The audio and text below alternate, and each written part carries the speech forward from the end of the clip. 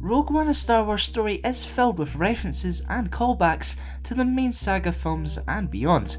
However, while some cameos are not very subtle, there are many hidden details and blink and you'll miss it moments that will genuinely surprise you. So with that in mind, let's take a look at every Rogue One Easter egg.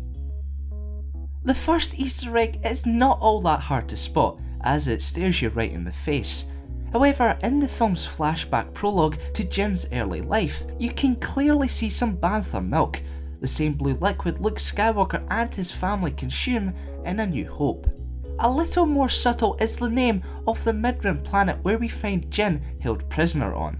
The world is called Wabani, which is an anagram of Obi-Wan. On the same planet, just before Extraction Team Bravo of the Rebel Alliance rescue her, Jyn travels in a vehicle very similar to a HAVW A6 Juggernaut, a tank used during the Clone Wars. While not exactly the same, you've got to think the Juggernaut inspired the vehicle's design.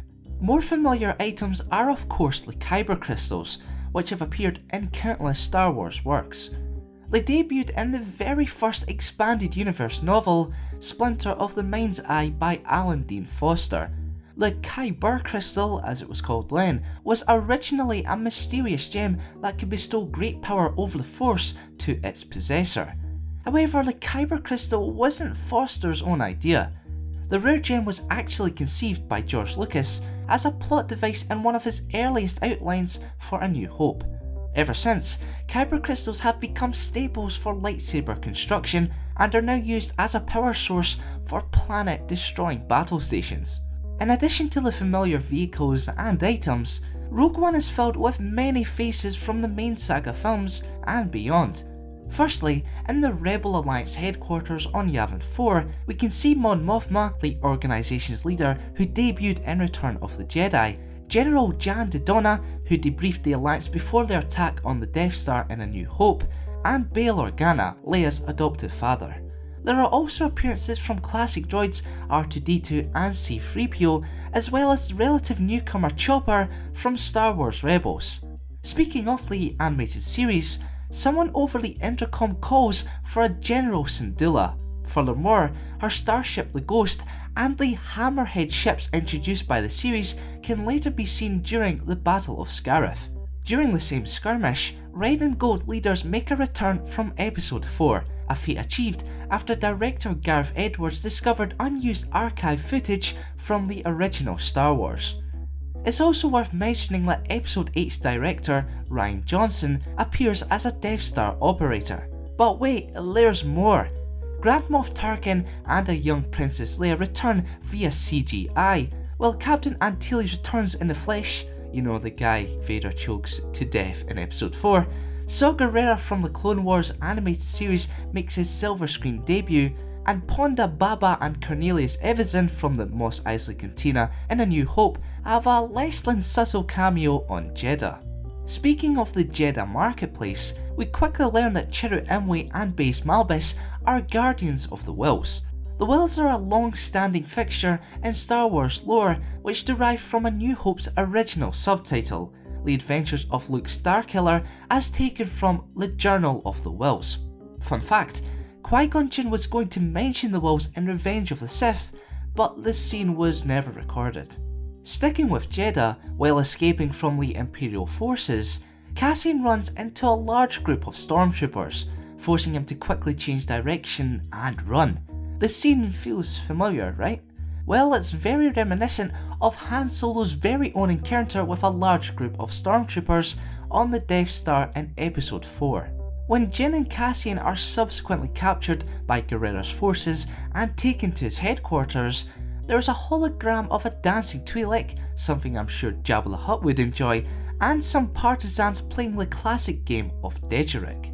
Removed from Jedha, Darth Vader resides on a familiar looking lava planet. Yes, that is Mustafar, the location in which Vader received his life-threatening burns. The castle is not an original idea, however. It was lifted from Ralph McQuarrie concept art for The Empire Strikes Back. On the same world, to compensate for his injuries, Vader submerges himself in a Bacta tank. Of course, this is not the first time we've seen one of these pods. Luke Skywalker introduced us to these devices in episode 5. I guess the saying, like father like son, also applies to the galaxy far, far away. Speaking of Luke, during his time on Tatooine, the youngster owned a T-16 Skyhopper, which replaced the T-15 model. What does this have to do with Rogue One? Well, in the film you can hear stormtroopers on Scarif discuss the discontinuation of the T-15s. What would a Star Wars movie be without the classic line, "I've got a bad feeling about this"? Well, I guess we already know. In every Star Wars movie, that exact line is said at least once. However, Cassian cuts off K2SO before he could jinx the entire mission.